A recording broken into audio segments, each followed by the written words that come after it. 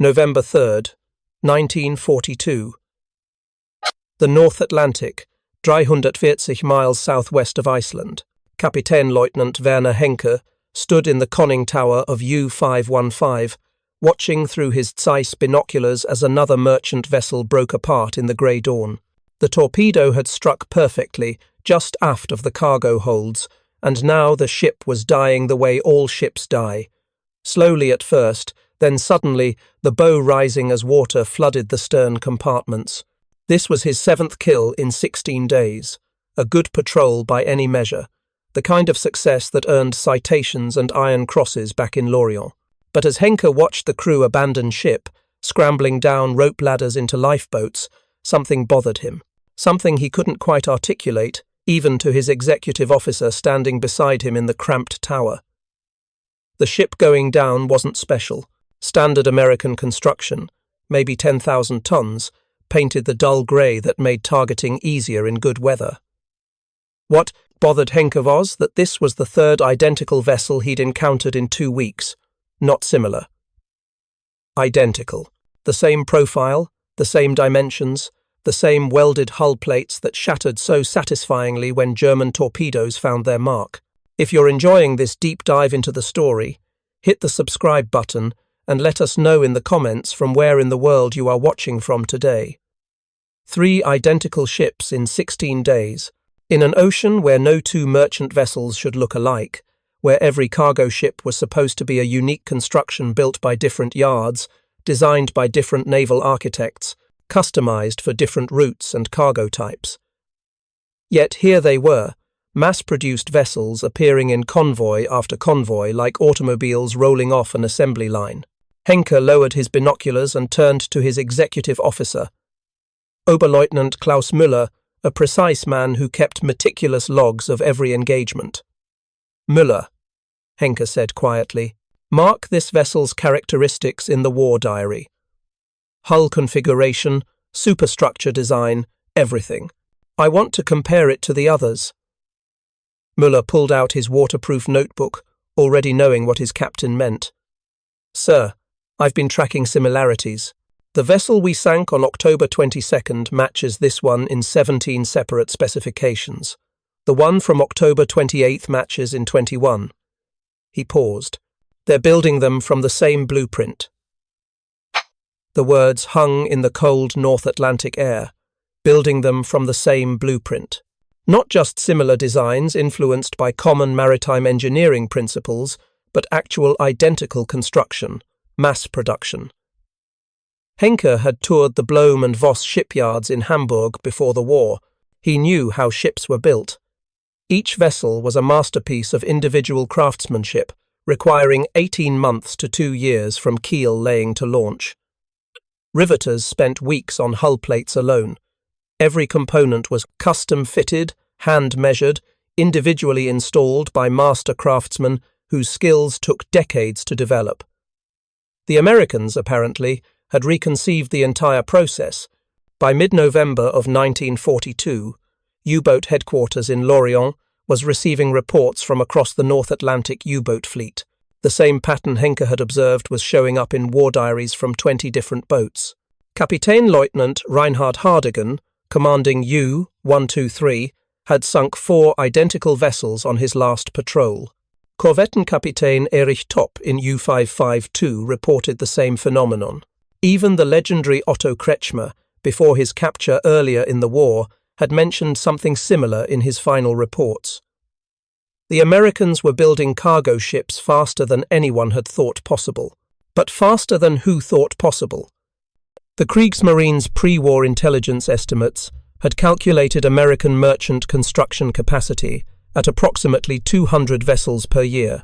These were conservative, reasonable figures based on documented American shipyard capacity, skilled labor availability, and historical construction timelines. 200 ships per year represented a significant industrial capability, certainly, but nothing the U-boat fleet couldn't handle. Admiral Karl Donitz, commanding the U-boat arm, had built his entire Atlantic strategy around those numbers. Sink ships faster than the enemy could replace them. The mathematics were elegant, almost beautiful in their simplicity. If U-boats could sink 30 ships per month, and Americans could build only 16, the gap would widen until Britain starved and sued for peace. Oil couldn't cross the Atlantic in imaginary tankers. Grain couldn't feed London if it rested on the ocean floor. But by December of 1942, something was wrong with the mathematics. Henke returned to Lorient on December 8th after 42 days at sea. His patrol had been successful by traditional metrics. 9 ships sunk totaling 63,000 tons. The crew received their standard shore leave, their iron crosses, their photographs with Admiral Donitz for the propaganda magazines. But in the private briefing room, where only U-boat commanders gathered, away from the optimistic charts displayed for visiting officials, a different conversation was occurring. Oberleutnant Heinrich Lehmann-Willenbrock, one of the most successful commanders in the fleet, stood before a map of the North Atlantic covered in red pins. Each pin represented a U-boat kill in the past 6 months. There were hundreds of them, a crimson constellation of destruction stretching from the American coast to the approaches to Liverpool. Impressive, devastating. "Gentlemen," Lehmann-Willenbrock said to the assembled commanders, "I want you to look at this map and tell me what you see." Henke studied the pins. Successful interdiction across all convoy routes. Heavy concentration in the mid-Atlantic gap where air cover cannot reach. Exactly what our doctrine predicts. "Correct," Lehmann-Willenbrock agreed. "Now let me show you something else." He pulled out a second map, this one marked with blue pins. These represent confirmed American merchant vessel sightings in the same period. Ships we encountered but did not engage, ships reported by reconnaissance aircraft, ships identified by agents in neutral ports. The second map contained more blue pins than red ones, significantly more. Henke felt something cold settle in his stomach. "We are sinking them," Lehmann-Willenbrock continued, "but their numbers are increasing. In October, we sank 42 Allied vessels in the Atlantic. Intelligence reports suggest the Allies added 67 new vessels to service in the same month. In November, we sank 38. They added 81. The room fell silent. These were not men prone to defeatism. They were the elite of the Kriegsmarine, the technological vanguard of a doctrine that had terrorized the Atlantic for 2 years. But numbers were numbers, and mathematics did not respect courage. "How is this possible?" someone asked. "The Liberty ship," Müller said from the back of the room. Everyone turned. He held up a document, captured American shipping manifest recovered from a sunken vessel. Emergency shipbuilding program. 18 shipyards. Standardized design, prefabricated components, welded construction instead of riveting. They're not building ships the way we build ships. They've industrialized the process. He passed the document forward. Henke read the specifications and felt his professional understanding of naval architecture begin to fracture. Estimated construction time, 42 days from keel to launch. 42 days. His own type IXT U-boat had required 14 months to build, and that was considered fast for a warship. "That must be an error," someone said.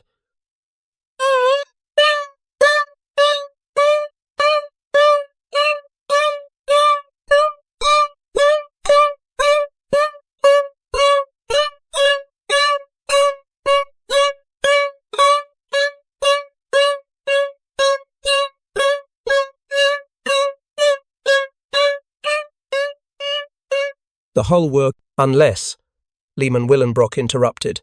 "They're not building them the way we think of building. What if they're assembling them like Volkswagens? Prefabricate the sections in different facilities, transport them to the shipyard, weld them together." Henke thought of the identical ships he'd been sinking. Same profile, same dimensions, same vulnerability points where his torpedoes struck. They weren't unique vessels adapted to specific cargo requirements.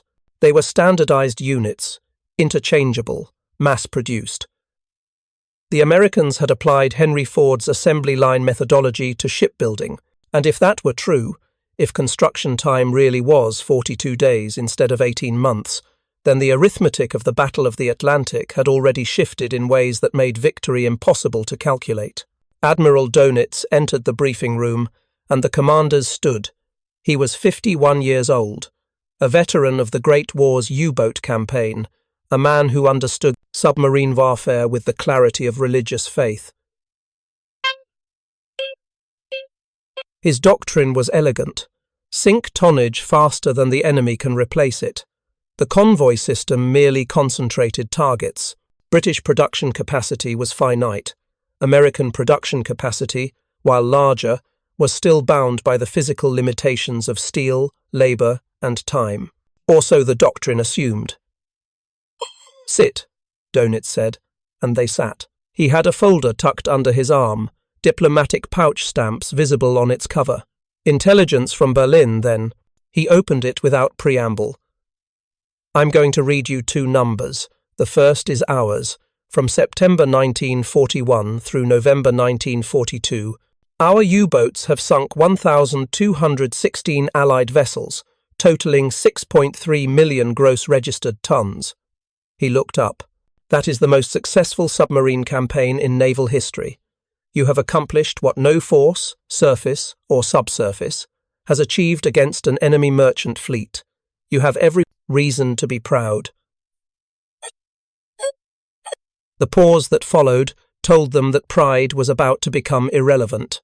"The second number," Dönitz continued, "comes from signals intelligence, neutral shipping records, and reconnaissance. In the same period, the Allies have constructed approximately 2,100 new merchant vessels, totaling 9.4 million gross registered tons." No one spoke.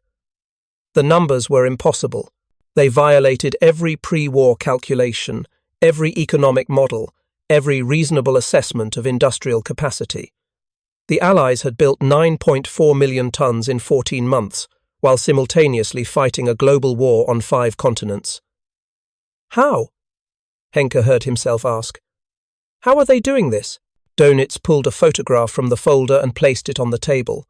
Aerial reconnaissance, probably taken by a long-range Focke-Wulf Condor over an American port. The image showed a shipyard, massive by European standards, with multiple vessels under construction simultaneously. But it was the scale that made it incomprehensible. Henke counted 7 hulls in various stages of completion, all identical, all enormous, all clearly the same standardized design. "This is the Kaiser Shipyards in Richmond, California," Dönitz said. "One of 18 facilities in the American Emergency Shipbuilding Program. Intelligence estimates this single complex produces approximately 25 Liberty ships per month. 25 ships per month, from one facility." Henke did the mathematics automatically.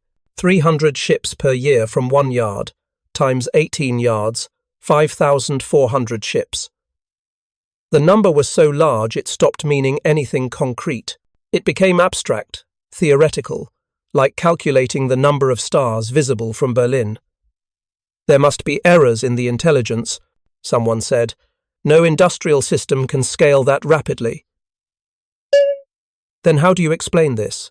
Dönitz pulled out another document.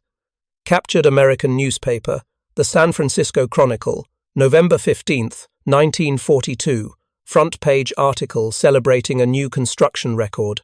One Liberty ship, the Robert E. Peary, built from keel laying to launch in 4 days, 15 hours, and 29 minutes. 4 days. The room remained silent, but it was a different silence now. Not shocked disbelief, but the quiet that comes when men realize they've been fighting under assumptions that were fatally incorrect from the beginning. Dönitz continued, his voice level, factual, the tone of a man delivering a technical briefing rather than a strategic catastrophe. The Liberty ship program began in earnest in September 1941. Initial construction time was approximately 230 days per vessel. By March 1942, they had reduced it to 70 days. By September, 42 days. The Robert E. Peary represents an extreme demonstration, but Average construction time is now approximately 30 days per ship. 30 days. German Type 7 U-boats, the backbone of the Atlantic Fleet, required 12 months to build. A Liberty ship carried 14,000 tons of cargo. A Type 7 could sink one Liberty ship with 2 torpedoes, requiring perhaps 10 minutes from identification to kill. But if the Americans were building Liberty ships in 30 days and U-boats in 365 days, the production mathematics favored the Americans by a factor of 12 to 1, and that was before considering U-boat losses. 42 boats sunk in 1942 alone, with trained crews that could not be replaced as quickly as the Americans were replacing welders and riveters. We are winning tactically, Henke said slowly, thinking it through. Every engagement favors us. Our training is superior. Our weapons are better. Our commanders are more experienced. But we're losing strategically because they can replace losses faster than we can inflict them. Dönitz nodded. Correct, which brings us to the fundamental question this briefing must address. He looked around the room, meeting each commander's eyes. Can we sink ships faster than they can build them? Not theoretically. Not in doctrine. In reality, with the assets we have, against the production capacity they have demonstrated, can we achieve the tonnage destruction rate necessary to starve Britain and force a negotiated settlement? No one answered immediately. These were men trained to attack, to think in terms of tactical geometry, firing solutions, convoy approach angles. Strategic arithmetic was supposed to be solved at headquarters by staff officers with access to economic data and production forecasts. But the question had been asked, and it demanded honest analysis. Lehmann Willenbrock spoke first. We would need to increase our kill rate by a factor of 3, possibly 4. That means more boats, more patrols, longer deployment, 2 cycles. We're building boats as fast as Krupp and the other yards can produce them, Dönitz replied. Current production is 25 boats per month. Intelligence suggests the Americans are commissioning 15 submarines per month, plus their destroyer escort program, which is specifically designed to counter U-boats. Then we need better weapons, someone suggested. Acoustic torpedoes, longer-range boats, schnorkel technology to allow submerged diesel operation. All in development, Dönitz confirmed. T5 acoustic torpedo should enter service in mid-1940. Type XXI boats with revolutionary underwater performance are being designed. But development takes time, and time favors the side with superior production capacity. Henke understood what Dönitz was really saying. The Kriegsmarine was trapped in a technological and industrial arms race it could not win. Every German innovation would be countered by American resources. Better torpedoes would be met with better escorts. Faster U-boats would face more destroyer escorts and escort carriers. The Americans didn't need to match German quality. They just needed to produce in sufficient quantity that quality advantages became statistically irrelevant. The meeting continued for another 2 hours, reviewing tactical adjustments, discussing patrol zone optimization, analyzing convoy routing patterns. But, underneath the professional discussion, everyone understood the truth that could not be spoken aloud in an official briefing. The Battle of the Atlantic, as conceived in German pre-war doctrine, was already lost. Not because U-boat crews lacked courage or skill, not because the technology was inadequate, but because the fundamental strategic assumption that Germany could sink ships faster than the Allies could build them had been proven false by mathematics no amount of tactical brilliance could overcome. As the briefing dissolved and commanders returned to their boats, Henke walked along the concrete U-boat pens with Müller. The massive fortified structures, built to protect submarines from Allied bombing, stretched along the Lorient waterfront like concrete cathedrals. Inside each pen, crews worked on their boats, loading torpedoes, refueling, preparing for the next patrol. The scene looked like success, but success measured against what baseline? Sir, Müller said quietly, may I ask a hypothetical question? Of course. If we know the Americans can replace ships faster than we can sink them, and if we know our U-boat losses are increasing while their anti-submarine capabilities improve, then strategically, what is the purpose of continuing the Atlantic campaign? It was the question every commander had been thinking but dared not voice. Henke considered his answer carefully. We continue because naval doctrine requires it. We continue because U-boats are Germany's only effective weapon against Allied supply lines. We continue because abandoning the Atlantic would free up thousands of Allied escort vessels for other operations. We continue because he paused, choosing honesty over doctrine. Because the alternative is acknowledging that we entered a war we cannot win through available means, and that acknowledgement would require strategic changes our leadership is unwilling or unable to make. Müller nodded slowly. So we fight knowing the outcome is mathematically predetermined. We fight because we are naval officers, and fighting is what naval officers do when their nation is at war. Whether that fight serves strategic purpose beyond demonstrating courage is a question for admirals and politicians, not for commanders. It was an inadequate answer, and both men knew it, but it was the only answer available to officers in a military hierarchy where questioning strategic assumptions could be construed as defeatism or worse. They walked in silence back to U-515's pen. The boat sat low in the water, fuel and torpedo, loading nearly complete. In 48 hours they would sortie again into the North Atlantic, hunting convoys, seeking targets, adding more red pins to the map. And somewhere across that ocean, in 18 American shipyards, welders were joining prefabricated hull sections at a rate of one ship every 30 days. The mathematics were inescapable, but mathematics did not absolve men of duty, and duty required returning to sea regardless of what the calculations predicted.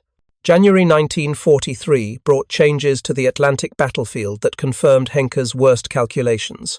The Allies had reorganized convoy escort procedures, replacing the old system of local escort groups with continuous protection from port to port. More importantly, they had begun deploying escort carriers, small aircraft carriers built on merchant hulls that could provide air cover in the mid-Atlantic gap where land-based aircraft could not reach.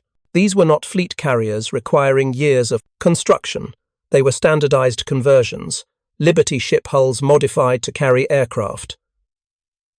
Construction time: approximately 6 months from merchant vessel to operational carrier.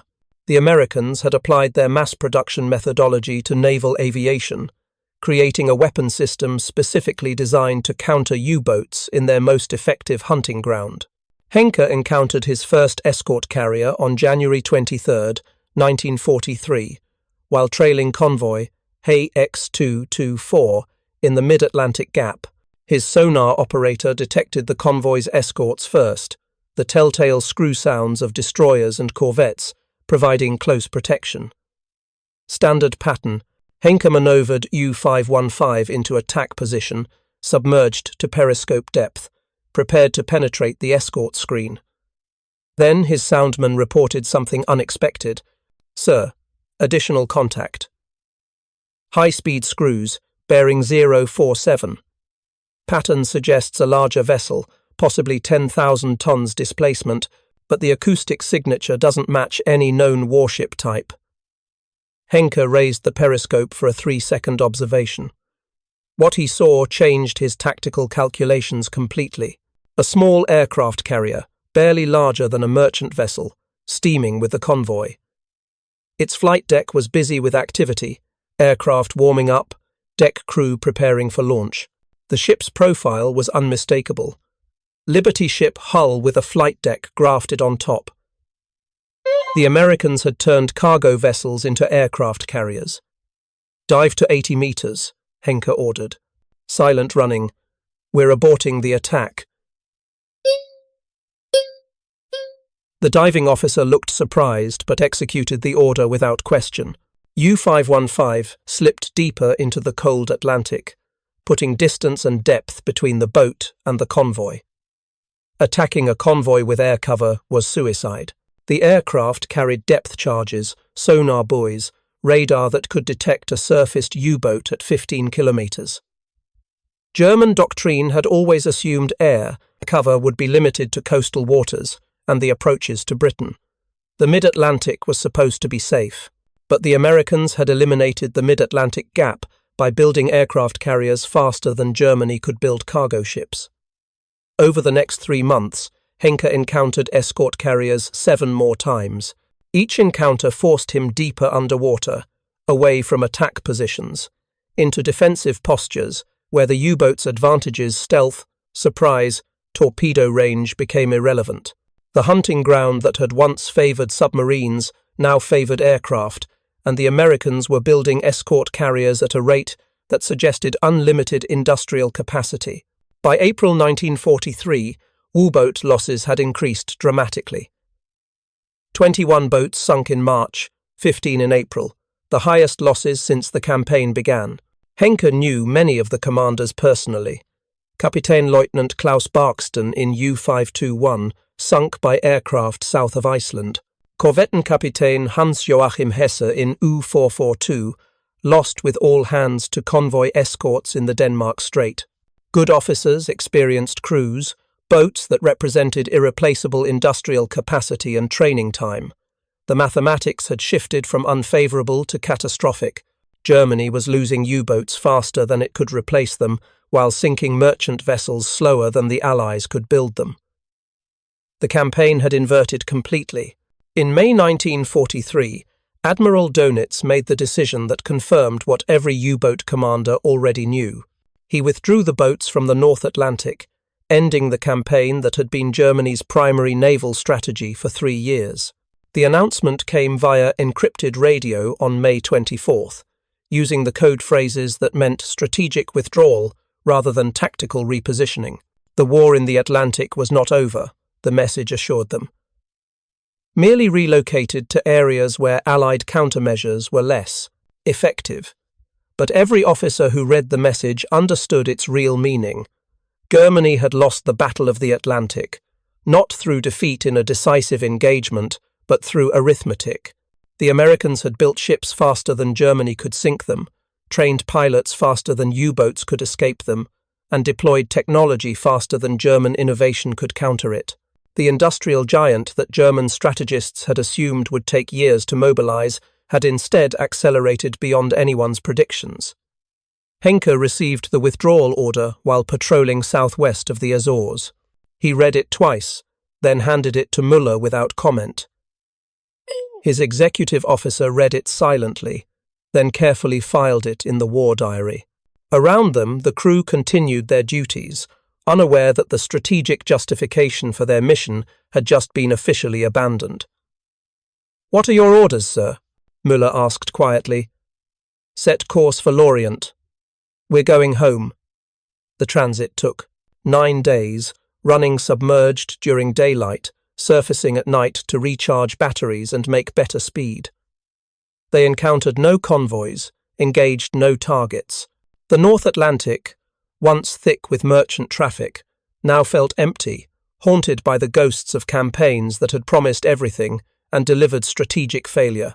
On June 2, 1943, U-515 entered Lorient's harbour and motored slowly toward the submarine pens.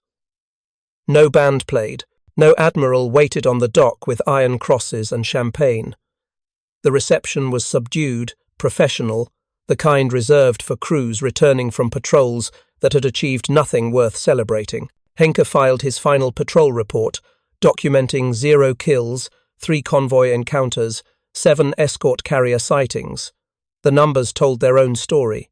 Then he submitted a supplementary analysis, marked for Admiral Dönitz's attention, containing calculations and observations that could not be expressed in standard naval reporting format. The analysis ran to 14 pages. It documented every Liberty ship Henke had encountered across 10 patrols, comparing construction details, cargo capacity, observed operational patterns. It calculated replacement rates based on confirmed sinkings versus observed new vessel appearances.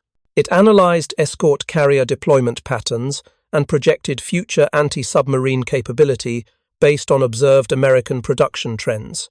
The conclusion was mathematical rather than emotional. The United States has achieved merchant shipbuilding capacity that exceeds Kriegsmarine interdiction capability by a factor of approximately 4 to 1. Current U-boat force levels and technology cannot reverse this ratio. Further Atlantic operations will result in U-boat losses that exceed strategically justifiable returns. Recommend fundamental reassessment of naval doctrine in light of American industrial capacity that invalidates pre-war strategic assumptions. He received no response to the analysis. 3 weeks later, he received orders for reassignment. U-515 would be modified with schnorkel equipment and redeployed to operations in the Caribbean and South Atlantic, away from the concentrated anti-submarine defences of the North Atlantic convoy routes. It was not surrender. It was adaptation, but adaptation to a strategic reality where German naval doctrine had been proven inadequate by American shipyards, producing vessels at rates that made tactical victory meaningless. The Battle of the Atlantic continued through 1944 and into 1945. U-boats still sortied, still attacked, still sank Allied vessels. But the campaign's strategic purpose to starve Britain, to sever supply lines, to force negotiated settlement had been abandoned in May 1943 when the mathematics became undeniable. What followed was not warfare aimed at victory, but warfare aimed at attrition, at tying down Allied resources, at making every mile of ocean as expensive as possible for the enemy.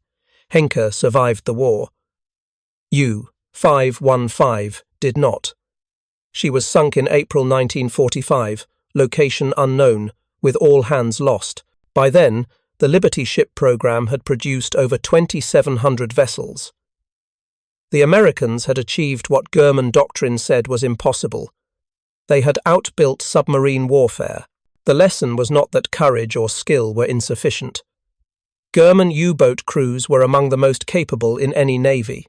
The lesson was that courage and skill became statistically irrelevant when industrial capacity reached scales that overwhelmed tactical excellence. The Americans had not defeated U-boats through better tactics or superior seamanship. They had defeated U-boats by building ships at a rate that made sinking them meaningless. One rivet at a time, one weld at a time, one Liberty ship every 30 days, multiplied across 18 yards, multiplied across 4 years. The arithmetic was simple. The implications were total. If you find this story engaging, please take a moment to subscribe and enable notifications. It helps us continue producing in-depth content like this. The withdrawal from the North Atlantic did not end German naval intelligence's obsession with understanding American production capacity. If anything, the strategic failure intensified the need to comprehend how the United States had achieved what German economic models said was impossible. Throughout the summer of 1943, intelligence officers in Berlin compiled reports from every available source. Captured documents, nitrile shipping records, reconnaissance photographs, interrogations of captured Allied seamen, signals intelligence. What emerged was not merely a picture of superior industrial capacity, but evidence of a fundamentally different approach to warfare itself. Korvettenkapitän Friedrich Guggenberger, one of the Kriegsmarine's most decorated officers, was reassigned from U-boat command to naval intelligence analysis in July 1943. His task was to produce a comprehensive assessment of American shipbuilding methodology for presentation to the Naval High Command. Guggenberger had sunk over 100,000 tons of Allied shipping across multiple patrols. He understood submarine warfare intimately, but his new assignment required understanding something more abstract and ultimately more consequential: how industrial systems create military power. He began with the Liberty ship technical specifications, obtained from a vessel captured intact off the coast of North Africa in April 1943. The British submarine HMS Unison had intercepted the American freighter SS Stephen Hopkins after it had been abandoned following damage from a different engagement.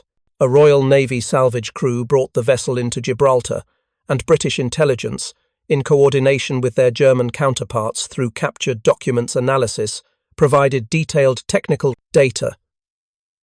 Guggenberger studied the plans with growing fascination. The Liberty ship was not elegant. By traditional shipbuilding standards, it was almost crude, welded construction instead of riveted, sacrificing some structural sophistication for speed, reciprocating steam engine instead of more efficient turbines, because reciprocating engines were simpler to manufacture and required less specialized labor, standardized components throughout, every pump, valve, and fitting identical across the entire production run. But crude did not mean ineffective. The ships crossed oceans carrying 14,000 tons of cargo. They survived torpedo hits that would have sunk traditionally constructed vessels, the welded hulls flexing rather than shattering. They operated reliably in conditions from Arctic convoys to tropical waters. And most importantly, they were built at a rate that made their individual value almost meaningless. The Americans had democratized shipbuilding. They had taken a craft that required guilds and apprenticeships, and transformed it into factory work that any moderately capable person could learn in weeks. And they had done it without sacrificing the ship's functionality. The vessels worked. They crossed oceans, carried cargo, survived combat damage. They were good enough, and good enough, produced in sufficient quantity, defeated perfection produced in limited numbers. Guggenberger's report included a section that his superiors found particularly disturbing. He had calculated the comparative labor requirements for building equivalent cargo capacity in German versus American yards. A German merchant vessel of 10,000 tons required approximately 250,000 man-hours of labor from keel to launch, with 70% of that labor performed by skilled craftsmen requiring 5 to 10 years of training. A Liberty ship of 14,000 tons required approximately 175,000 man-hours, with only 30% performed by skilled labor. The Americans were building larger ships, faster, with less skilled labor, and achieving comparable operational effectiveness. The implications were strategic. Germany's shipbuilding capacity was constrained not by steel or facilities, but by the availability of master craftsmen whose training took years. The American system had eliminated that constraint entirely. In August 1943, Guggenberger presented his findings to a closed session of the Naval High Command in Berlin.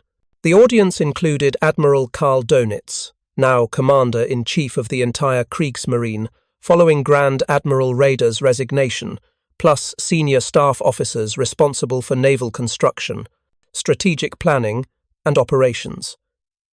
The briefing room was austere, maps covering the walls, a long table surrounded by officers whose combined service exceeded 2 centuries. Guggenberger felt the weight of their attention as he opened his report. These were men who had spent careers believing that German engineering excellence and superior craftsmanship were decisive advantages. His report documented how those advantages had become strategically irrelevant.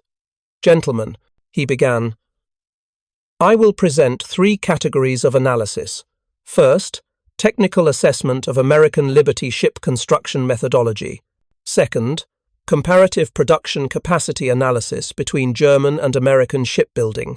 Third, strategic implications for naval operations through the remainder of the war."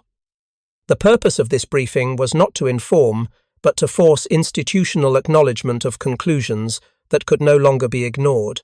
The Liberty ship represents the application of mass production techniques to shipbuilding. Construction time has been reduced from an average of 230 days in 1941 to 30 days in 1943. This reduction was achieved through 5 primary innovations. He outlined each innovation: prefabrication of hull sections, welded construction replacing riveting, standardized components eliminating custom fitting, simplified propulsion systems reducing specialized labor requirements, and parallel construction processes eliminating sequential bottlenecks. The result, Guggenberger continued, is a construction system that can train adequate workers in 12 weeks rather than 5 years, that can build ships in 1 month rather than 18 months, and that can scale production by adding facilities and workers rather than waiting for craftsmen to complete long apprenticeships. The room remained silent.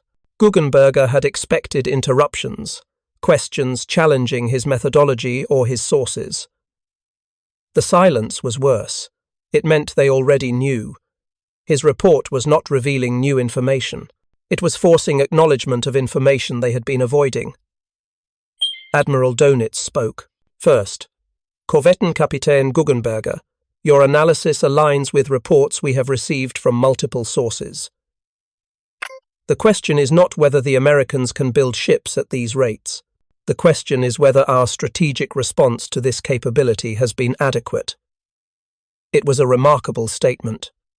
Donitz was opening the door to discussion of strategic failure at the highest levels of command. In an institution where questioning doctrine could be interpreted as defeatism, this represented extraordinary intellectual honesty. Sir, Guggenberger replied carefully, my assessment suggests our pre-war strategic planning was based on assumptions about American industrial capacity that have proven incorrect by an order of magnitude. We assumed American production would be constrained by the same factors that constrain German production: skilled labor availability, facility capacity, steel allocation. The Liberty Ship program demonstrates they eliminated those constraints through systematic innovation. Another officer, Vice-Admiral Oskar Kumetz, spoke up. If their production capacity is as you describe, then the entire basis of unrestricted submarine warfare becomes questionable. The doctrine assumes we can sink ships faster than they can be replaced. But if they build 4 ships for every one we sink, then we're not interdicting supply lines. We're barely slowing them. Correct, sir, Guggenberger confirmed. Our current sinking rate, even at peak efficiency, reduces Allied cargo capacity by approximately 12% per month. They replace that capacity within 1 month, plus build additional surplus capacity. The net effect is that Allied supply capacity grows despite our interdiction efforts. Then why continue Atlantic operations at all? Someone asked. Why expend U-boats and crews on a campaign that cannot achieve its strategic objective? Donitz answered before Guggenberger could respond. Because withdrawing completely from the Atlantic frees thousands of Allied escort vessels, aircraft, and resources for offensive operations elsewhere. Because forcing the Allies to maintain anti-submarine defences ties down forces they would otherwise deploy to direct assault on Germany. Because the purpose of military operations is not always to win, but sometimes to make the enemy's victory as costly as possible. It was a bleak assessment, delivered without emotion. Donitz was acknowledging that the Kriegsmarine had shifted from fighting to win to fighting to delay. The distinction was not tactical but philosophical, and every officer in the room understood its implications. Guggenberger continued his briefing, moving to the section on comparative industrial capacity. German merchant ship construction capacity is approximately 400,000 tons per year, constrained primarily by steel allocation and skilled labor. American capacity, based on current production rates, is approximately 18 million tons per year. The ratio is 45 to 1. He let the number sit. 45 to 1. Not a tactical disadvantage that could be overcome through superior training or better technology. A systemic imbalance that made strategic victory impossible through available means. To provide context, Guggenberger added, our entire remaining merchant fleet, military and civilian combined, totals approximately 4 million tons. The Americans are building 4.5 times our total fleet capacity every year. If we sank their entire current fleet tomorrow, they would replace it completely within 3 months. The mathematics were brutal. They suggested a nation whose industrial capacity was so vast that military interdiction became meaningless. You could not blockade a country that could build ships faster than you could sink them. You could not starve an economy that produced food faster than armies could consume it. You could not exhaust an opponent whose factories accelerated production while yours struggled to maintain basic output. Vice-Admiral Kumetz leaned forward. Korvettenkapitän, your analysis focuses on merchant shipping. What about warship construction? Surely they cannot maintain these production rates for complex vessels like battleships or carriers. He pulled out a separate document. Sir, American warship construction shows similar trends. Since Pearl Harbor, they have commissioned 8 Essex-class fleet carriers. Construction time averaged 18 months from keel to commission. Germany has commissioned 0 fleet carriers in the same period, though admittedly our doctrine does not emphasize carrier aviation. He continued, more significantly, they have produced 27 escort carriers, small aircraft carriers built on merchant hulls, specifically designed to counter U-boats. Construction time for escort carriers is approximately 6 months.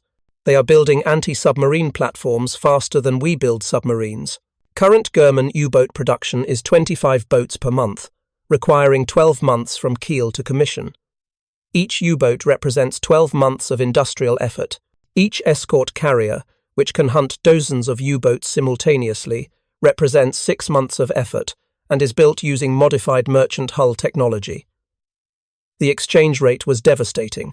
12 months of German industrial capacity versus 6 months of American capacity, producing a weapon system specifically designed to counter the German investment. The Americans were winning through systematic industrial efficiency.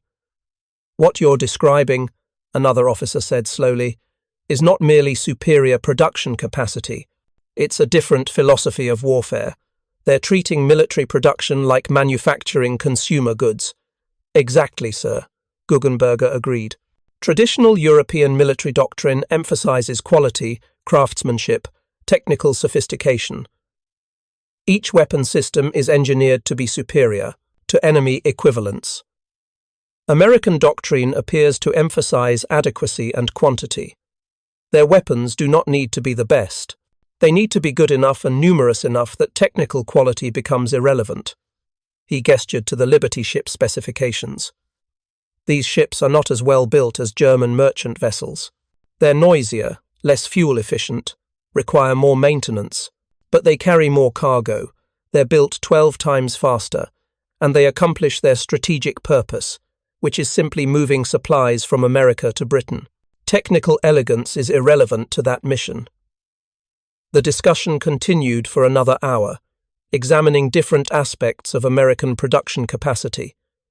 Destroyer construction rates, aircraft manufacturing, tank production, ammunition output. Every metric told the same story. The United States had achieved industrial mobilization on a scale that invalidated pre-war strategic planning across all domains. As the briefing concluded, Dönitz asked one final question. Korvettenkapitän Guggenberger, based on your analysis, is there any scenario under which Germany achieves a negotiated settlement to this war that does not involve complete capitulation? The question hung in the air. It was fundamentally political rather than military, touching on matters beyond Guggenberger's authority or expertise. But Dönitz had asked, and honest analysis required honest answer. Sir, Guggenberger said carefully, my assessment addresses only naval and industrial factors, but within those constraints, I see no scenario where military operations alter the strategic balance sufficiently to force negotiation. The Allies can replace losses faster than we can inflict them. They can maintain offensive operations indefinitely, while our capacity degrades through attrition. Time favors them absolutely. Unless we develop weapons that change the exchange rate, someone suggested. Advanced U-boats with underwater speed that evades, escorts, guided missiles, atomic weapons, if the physicists' theories prove practical. Yes, sir.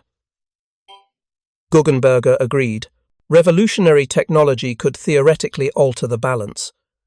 But technology development requires time, and time is the resource we lack. The Americans are winning through existing technology applied at overwhelming scale. They do not need innovations. We do. And innovation cannot be scheduled or guaranteed. Guggenberger filed his report and returned to his duties. uncertain whether his analysis would influence strategy or simply be archived as documentation of failure. In hierarchical military institutions, acknowledging strategic error was difficult, even when evidence was overwhelming. The Kriegsmarine had built its doctrine on unrestricted submarine warfare. Admitting that doctrine was insufficient required institutional transformation that might not be possible while the war continued. But the evidence continued accumulating. In September 1943, aerial reconnaissance photographed the Norfolk Naval Shipyard in Virginia. The images showed 6 escort carriers under simultaneous construction, their hulls in various stages of completion. German photo interpreters counted 72 cranes operating across the facility, moving prefabricated sections, lifting entire superstructures, assembling vessels with mechanical precision that looked more like automobile manufacturing than traditional shipbuilding. In October, Signals Intelligence intercepted American communications discussing a Liberty ship launching ceremony where 17 vessels were commissioned simultaneously at one shipyard. 17 ships in a single day. German naval tradition held ship commissioning as solemn ceremony, each vessel individually blessed, each crew personally addressed by commanding officers. The Americans were commissioning ships in batches like production quotas, being met at a factory. The psychological impact on German naval personnel was corrosive. Officers who had spent careers believing in German technical superiority found themselves facing an opponent that had made technical superiority strategically irrelevant. Quality no longer mattered when quantity reached scales that overwhelmed tactical excellence. The best-trained U-boat crew in the world could not survive concentrated air coverage from escort carriers built faster than U-boats themselves. The most sophisticated submarine technology could not overcome radar and sonar when deployed across thousands of escort vessels. In November 1943, the German Armed Forces High Command requested a comprehensive strategic assessment from all service branches. The Kriegsmarine's submission, drafted primarily by Guggenberger and reviewed by Admiral Dönitz, ran to 87 pages. It documented Allied industrial capacity across all domains: shipbuilding, aircraft production, tank, manufacturing, ammunition output, petroleum refining, steel production. Every metric showed American and British Commonwealth capacity exceeding German capability by factors ranging from 4-1 to 45-1. The assessment's conclusion was stark. Germany cannot achieve military victory through attrition warfare against opponents whose industrial capacity permits unlimited replacement of losses. Continuation of current strategy guarantees defeat through systematic resource exhaustion. Alternative strategies requiring either revolutionary technological advantage or political negotiation before military collapse becomes inevitable. The assessment reached Hitler's headquarters in December 1943. No response was ever transmitted back to the Kriegsmarine. The strategic implications were too fundamental, too destructive to the ideological narrative that had justified the war. Acknowledging that Germany faced mathematically certain defeat would undermine morale, encourage defeatism, possibly trigger internal political collapse before military collapse occurred. So the assessment was filed, acknowledged, and ignored. Operations continued. U-boats still sortied into the Atlantic, though in reduced numbers and with more limited objectives. They still achieved kills, still disrupted convoy operations, still forced the Allies to maintain extensive anti-submarine defences. But the strategic purpose had shifted from winning to enduring, from defeating the enemy to making victory costly enough that political exhaustion might achieve what military operations could not. By early 1944, captured Allied seamen were providing German interrogators with information that confirmed every aspect of Guggenberger's analysis. An American merchant marine captain, captured when his Liberty ship was torpedoed south of Iceland, described the Richmond shipyards with casual detail that shocked his interrogators. He mentioned that his wife worked at the yard, welding hull sections. He described production bonuses for exceeding quotas. He talked about Liberty ships the way German workers might discuss manufacturing consumer appliances as routine industrial output rather than significant engineering achievements. The interrogation transcript included a section that Guggenberger later used in briefings. The interrogee expressed surprise at German interest in Liberty ship construction, stating that in American ports these vessels are considered ordinary cargo ships, nothing special. When asked about construction time, the interrogee stated his vessel was built in 27 days, which he believed was slower than average. He mentioned attending a launching ceremony where 3 Liberty ships were commissioned simultaneously, which he described as a normal occurrence. Normal occurrence. 3 ships commissioned simultaneously was routine. The psychological distance between German and American industrial capacity was captured in that time. Phrase. What shocked German naval intelligence was casual normalcy to American merchant seamen. Another captured document, recovered from a sunk Liberty ship, contained a labor recruitment poster from the Kaiser shipyards.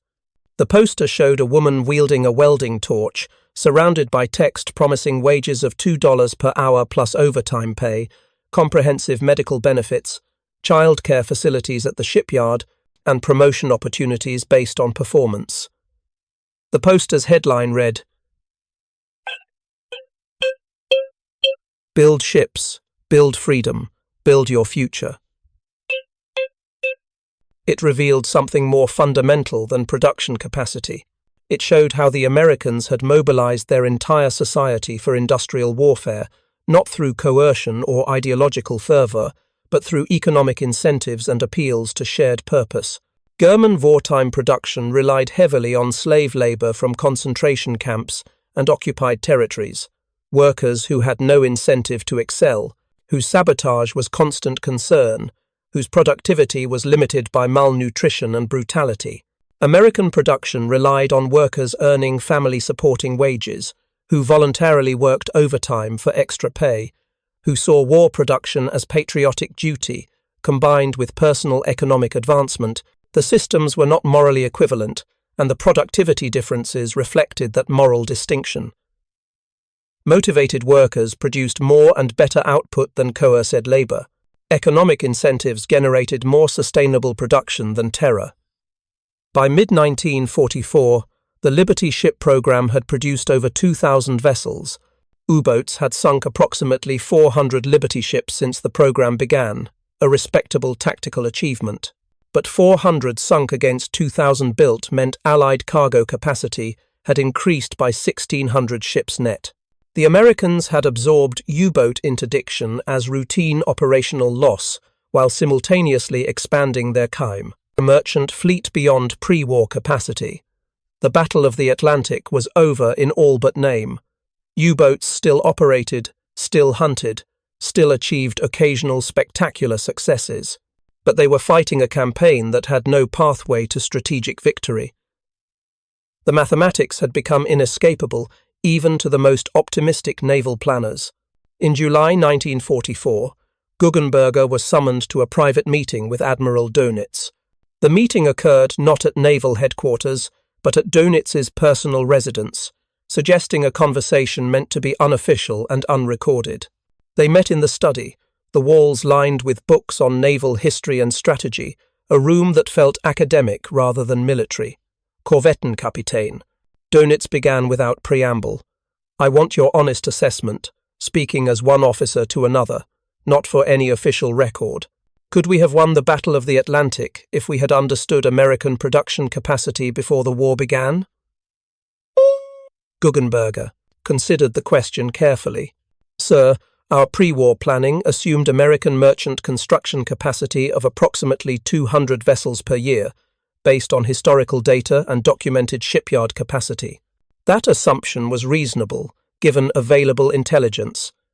If we had known they could build 3,000 vessels per year, we would have planned differently." How differently? We would have recognized that unrestricted submarine warfare could not achieve strategic victory, regardless of tactics or technology. The exchange rate favored them too heavily. We would have needed either political strategy to keep America neutral, or alliance strategy to divide Allied industrial capacity, or fundamentally different military doctrine that did not depend on interdicting supply lines we could not effectively disrupt. Dönitz nodded slowly. So our strategic failure was not operational but analytical. We misunderstood the opponent. Yes, sir. We fought the war we expected, not the war we faced. We assumed American industry would behave like European industry, constrained by traditional limits of skilled labor and construction methodology. Instead, they reconceived industrial production at a fundamental level. They treated shipbuilding like manufacturing, applied assembly line techniques, democratized skilled labor through standardization.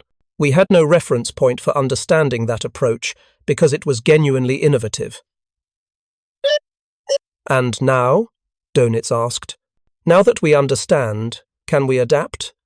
Guggenberger met his commander's eyes. Sir, adaptation requires resources we no longer possess. Germany's industrial capacity is degrading under Allied bombing. Our skilled labor force is depleted. Our steel production is declining. Our oil reserves are nearly exhausted. American capacity continues expanding. They are still building Liberty ships at increasing rates. They have moved from merchant construction to landing ship production for invasion operations. They are applying the same mass production techniques to specialized vessels. We cannot match their adaptation rate.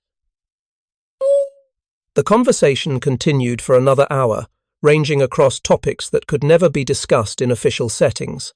The psychological cost of fighting a war with no pathway to victory.